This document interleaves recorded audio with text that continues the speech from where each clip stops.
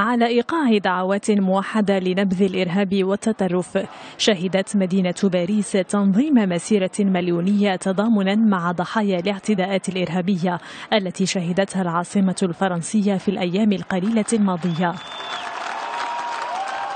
المسيرة انطلقت من ساحة الجمهورية باتجاه ساحة الأمة في مشهد تاريخي شد إليه أنظار العالم من خلال متابعة إعلامية واسعة بمشاركة عدد كبير من المسؤولين بينهم قادة دول ورؤساء حكومات ووزراء من نحو 50 بلدا، بالإضافة إلى عشرات الآلاف من الفرنسيين بينهم عائلة الضحايا ومجموعات دينية يهودية ومسيحية ومسلمة.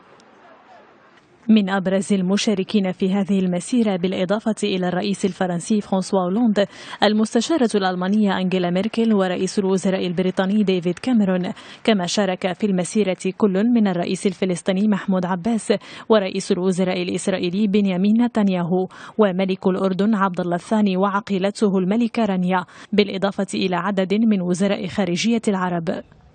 احتشاد شعبي ورسمي عالمي في مسيرة باريس يأتي ردا على الهجمات التي أدت إلى مقتل 17 شخصا على مدى 3 أيام، بدأت بهجوم على مجلة شارلي إبدو يوم الأربعاء وانتهت باحتجاز مزدوج للرهائن يوم الجمعة في مطبعة خارج باريس ومتجر للأطعمة اليهودية.